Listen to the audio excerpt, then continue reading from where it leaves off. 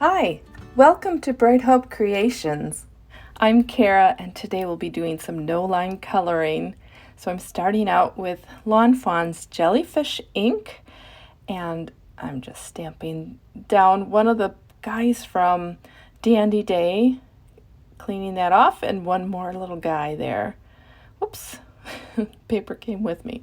All right, so I'm doing a little bit different color here. This is a BV 20. I decided it'd be fun to show you just a different color family that you can use for your gray. Here's the BV 23. So what I did was I found all my shadows, the places that I thought I'd want dark, and I colored them with my lightest color just to figure out where they would be. And now I'm coming in with my darker color and filling those in, and just slightly. I really don't go very far at first with my darkest shading. So those dark shadows are now, I'm going to blend them out with the lighter color, the BV20, and I really don't go very far out with this either. I'm really just trying to get that shadow blended slightly. And then I come back in and I do it all again. So where are these dark shadows? Well, I think the ears are a little bit behind the front of the face, so those get a little dark at the head, under the neck, under the arm, where he's curving so that it's underneath the sun. And then I'm saying the light source is probably upper right, more midday. How do you decide? Well, I just wanted to make sure that he was dark enough on the bottom portion.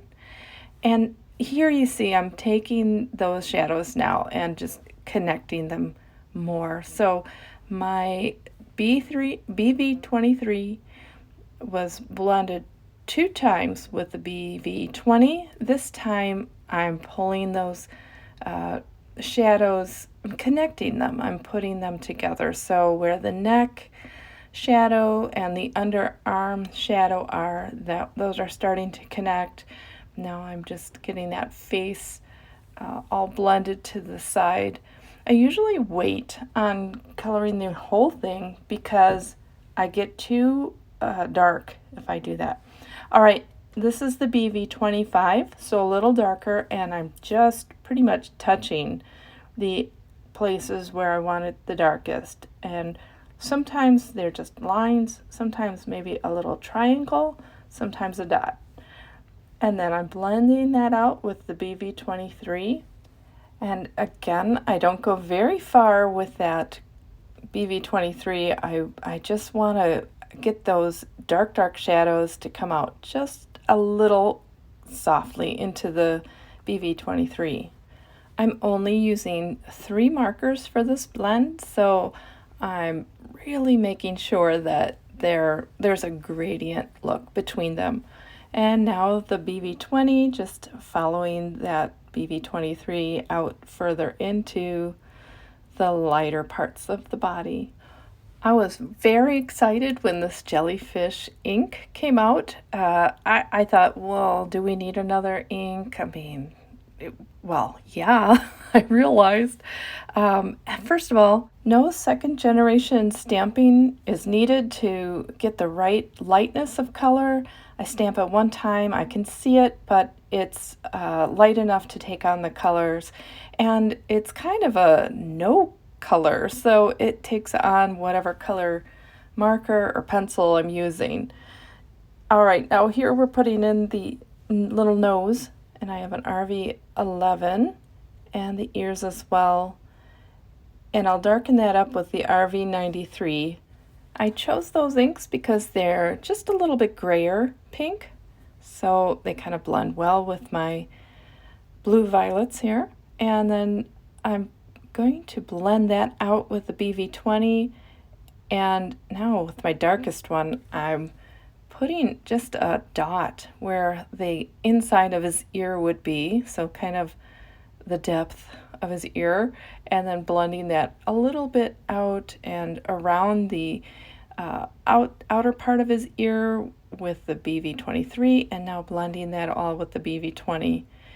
And I think I need to just pinken that up again, so RV11, and I'm just working back and forth to get the right shading that I want to show that the inside of his ear is deeper in, but kind of has a lightness to it with the pink. So just going back and forth to decide how dark the outer part should be. Added in his tail with a BV23, and now I'm starting on the stem for that dandelion. But let's talk about that tail. So usually I like to start with my lightest color and see how I like that, and if I like it, I'll go darker. But this time I started right away with that BV23, and so when I go to the next little guy down at the bottom of the picture, I'm going to start with a BV20, and I'm happier with that. But that's just one tip I guess I have, is to start light, see if you like it. If you do, you can go a little darker. All right, well, now I'm putting in the little lines for this dandelion, and I'm adding extra lines in between to kind of make it look like it's rounded.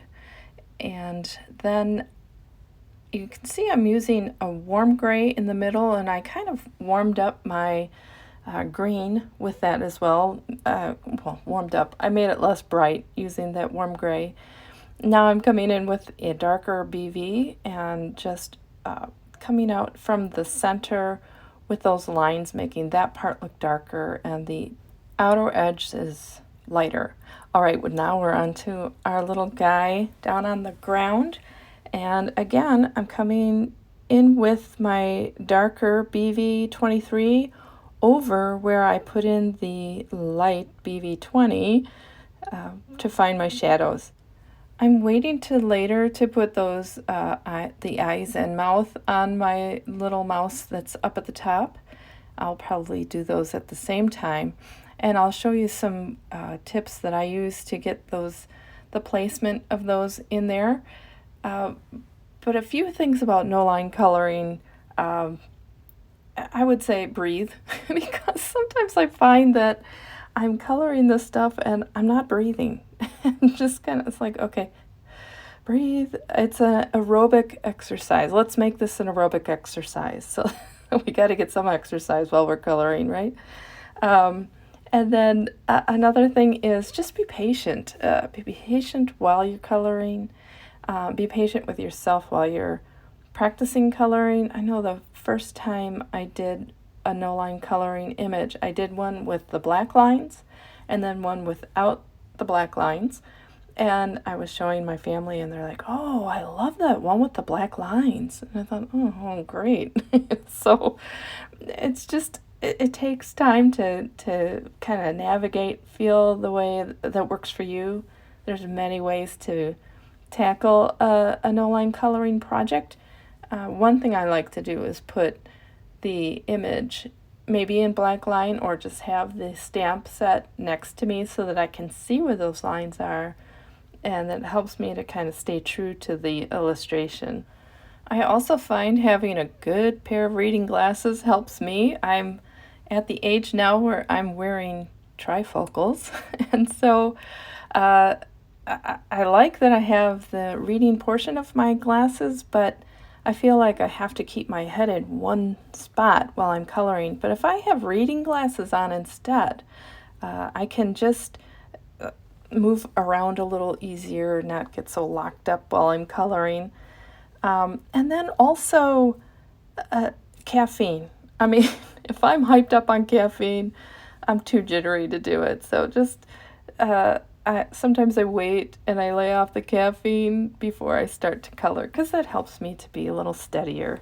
Now, as you're watching this guy, you can see that I'm coloring him the same way as I colored the other one. So just getting into those little shadow areas and blending out from there. And then as I go, I blend further and further out into the body. But one thing I wanted to also say about this Jellyfish ink, it is so light that if you have a stamp that has been that you used your jet black ink on already, when you stamp with the jellyfish ink and stamp onto something, you might see a darker impression. And that's because it's lifting off some of that ink from your stamp that you had on there previously. But it's really an easy way, there's an easy fix to it. I just stamp it with the jellyfish ink and rub it on a piece of paper, the stamp, just stamp it down and then kind of rub it around, and it gets the black ink off. And I do that a few times, and then it comes out just clear as a stamp that didn't have any ink on it. So that's even a bonus. If you're a person that does not like having your stamps have the ink residue on them, even though they're clean, they look like they're clean, they have a bit of a black look to them, well, just buy some jellyfish ink, because it's kind of like the best stamp cleaner for getting that off. All right, so just finishing up this little guy here, and I'll use that BV20 to put his tail on. And now I'm going to look at his eyes and mouth and decide where things are. So I'm just looking at the packaging, and I'm going to put in their mouths with a BV23. And I felt I needed a little extra shading on the upper mouth. His face is kind of taking on a different look, I think, than the illustration on the stamp. So I'm trying to see where is that? How is it different, and how can I fix it? But while I'm thinking about that, I'm going back to the lower mouth and figuring out where his eye is. So sometimes I'll just put the packaging over it so that I can look at that. And this is a darker B25, and I'm just tapping the top of the marker on until I feel like the eye is the size that I want. I'm putting the eyes onto the upper guy the same way, just tapping the marker. There's several ways I do it. Sometimes I'll just stamp the faces with a darker ink if it's still in the MISTI, or place the panel on a light box with the packaging behind the panel. All right, so here I was trying to figure out, how is this face different? Well, I added darkness under his neck because I thought maybe his face was a little too long, and then in the end I'm just going to leave him with his own personality. So I masked the two guys, and I'm putting on the wavy hillside border stencil, and I'm using a blender brush, and this is Twisted Citron Distress Ink. Now I use the regular Distress Ink because then I can go over it again with Copic marker. I can't do that with oxide inks, so that's why I'm using the regular Distress Inks for this. And now this is Mowed Lawn, and now I shifted the grass down to the edge so that my grass is protected, and I'm just putting on a light shade of the picked raspberry, trying to keep a light hand here. I want a real light sky. And now I have the cloudy stencil, and I'm going up the image with a little bit darker, and I will keep getting a little darker and darker as I go up the sky. Just shifting the clouds to another area to get a different look and blending that in. When I masked these mice, I used a sticky note that has a full sticky back to it, and I didn't need to cut out the tails or anything because that doesn't need to be covered when I'm blending. Take off their masks, and then I'm going to use a Signo white gel pen to add a little white to the dandelion fluff, just to kind of sparkle it up in the middle and then on the edges. And I'm starting to build the card together. So I used the outside in stitched rectangles, and I used them twice to build the frame, and I used Dandy Day paper with that.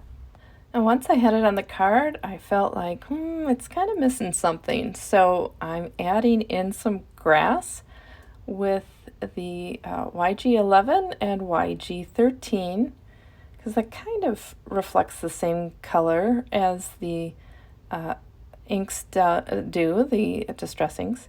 And now I'm darkening in his tail, but still with a BV20. And then I want to add some dandelion fluff into the air. So it's coming out of his dandelion, kind of cascading down the card.